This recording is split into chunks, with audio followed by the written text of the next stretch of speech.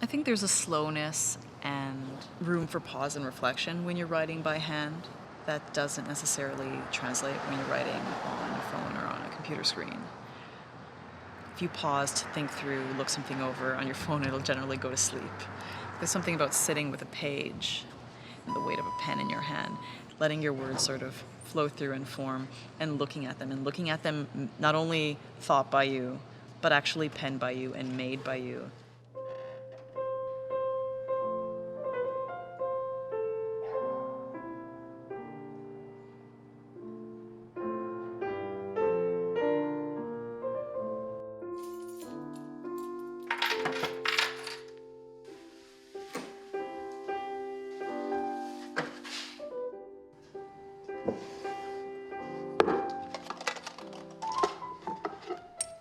The last calligraphy pen, fountain pen I had was probably when I was 6 or 7 and I was starting to handwrite, and I like massacred it. I never had one again because I always figured, oh no, those pens don't work well.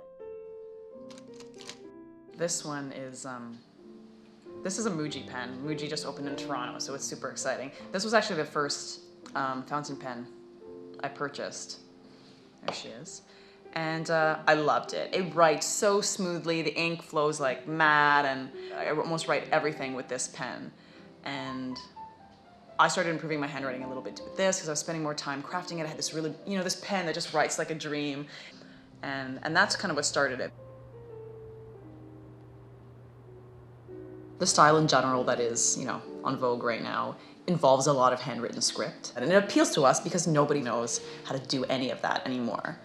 You could hand brush mediocre gold letters back painted into the window of your shop, and it would be like amazing right now, and everybody would love it and come in because it's foreign, and it's foreign things they're exotic, right? It's, oh, well, you did that without a computer?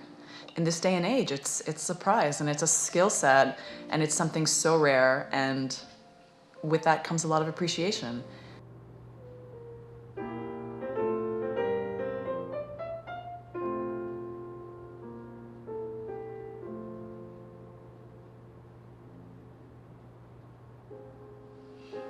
I have to watch out how much I spend in the stores because there isn't that much to go around. I mean, it costs a fair bit to stay in business independently as a freelancer, and so I don't have a lot to shuffle around for hobbies and things like this. There's a couple actually who run a little shop called Wonder Pens, so I've been going there for all my supplies. They decided to open this shop up based on a growing interest in fountain pens that they found they couldn't get much of that stuff in Canada.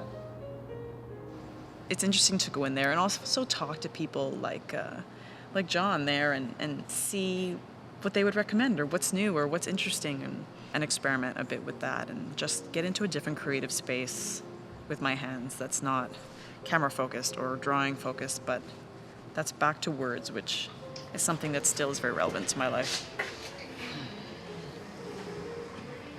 Well, it came for the basics, right? So I was gonna pick out Noodler's Black.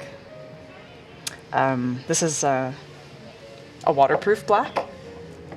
So, if you're writing a journal entry and you just cry all over yourself, you're good to go. Not that that happens all the time.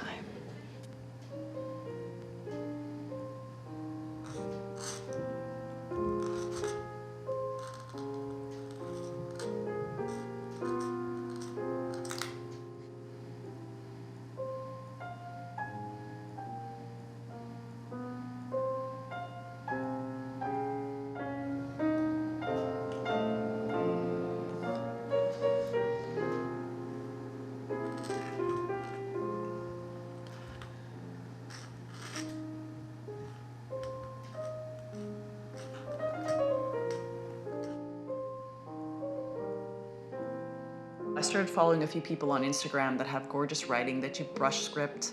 Seeing somebody write something, you're trying to replicate it is one thing, but somebody might post a little video and you're literally seeing the way they move and you're understanding how it is this person can create that loop. Seeing it in the process is really a more functional way of learning than just seeing something and being like, okay, I just want to replicate that, because you may be going about it the completely wrong way, whereas it's really just an upstroke instead of, you're trying to fill something in. It's like, no, that's not really in the natural flow of it. Somebody else has got something to show you. I love picking up old postcards at estate sales, garage sales, antique malls. And you find these postcards, just something as casual as, like, hi from Ottawa, and it's just in the most perfect script, all on a level line, just written with such experience.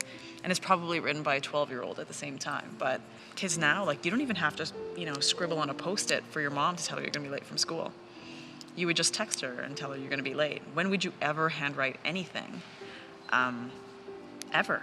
So how is your handwriting ever gonna get beyond grade 3 level? So it's just lost. We print a few things, and we probably print them badly. It's wild to think that as an art form, it's completely lost to a generation.